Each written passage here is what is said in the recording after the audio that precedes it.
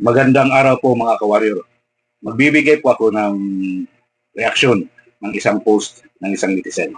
Pero bago ko po yan gawin, gusto ko sanang pasalamatan lahat ng mga followers ko. Maraming salamat po. Umabot na po tayo ng 16,000 followers. No? At saka gusto ko rin pong ipaalam na meron din po tayong TikTok account at nag-create po ako ng bagong YouTube channel. Ganyan pa rin po yung pangalan natin sa ating account sa TikTok at saka sa YouTube. Duterte Warriors United. So sana suportahan nyo rin yung TikTok account at saka yung YouTube channel natin para mas maging malawak yung pagsuporta natin sa mga Duterte, lalo-lalo na kay Vice President Sara Duterte. So ito po yung post ng isang netizen. Basahin ko lang po saka magbibigay tayo ng reaction. Sabi niya sa post niya, kapag may bomb joke sa airport o aeroplano, kailangan bang ipaliwanag ang context? Di ba hindi? Pero may parusa na agad yung nag-joke. Pero yung nagbanta sa buhay ng Pangulo, kailangan ng context. May no joke pa siya sa video niya. Okay, ito po yung masasabi ko. Ito yung magiging reaction ko. Una, sabihin natin yung sa privilege, no, na sinasabi niya para kay BP. Well, of course, di ba? She is the Vice President of the Republic of the Philippines. Second highest official of the Republic of the Philippines.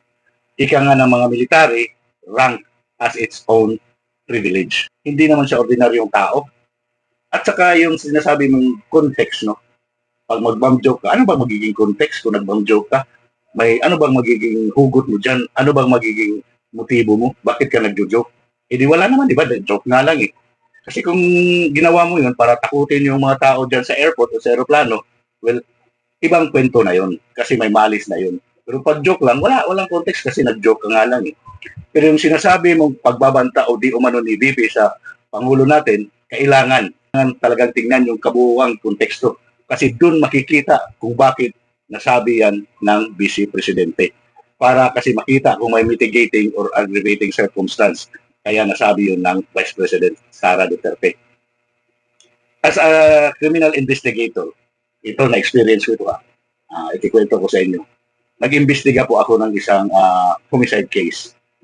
Pagdating ko sa crime scene, nakita ko yung biktima may tama ng bala dito sa noo at saka parang point blank yung pagkakabaril. Initially, sinabi ko na this is murder without knowing what really happened first. So, on the process of conducting investigation, doon ko nalaman na siya pala ay may kaaway. Siya mismo may dala ng baril, tinutukan niya yung kaaway niya, nagpambuno sila, nag-scaffold sila. So, on the process, no, na pag-scaffold nila, pumutok yung baril, tumama dito sa noo ng biktima. Pero sa kanya yung baril. So, it was not murder actually. It was homicide. So, yun, yung example ko, dapat na talaga nating tingnan yung konteksto ng buong pangyayari. Hindi pwede yung yun lang ang sinabi, yun lang yung panunuorin natin, yun lang yung pakikinggan natin. Dapat sa simula, bakit nagkaganon, bakit nasabi yan ng Vice President Sara Duterte. Sana naintindihan nyo mga ka-warrior, no? At sa nung netizens na nag-upload ng post na ito. So maraming salamat po mga ka-warrior. Solid always.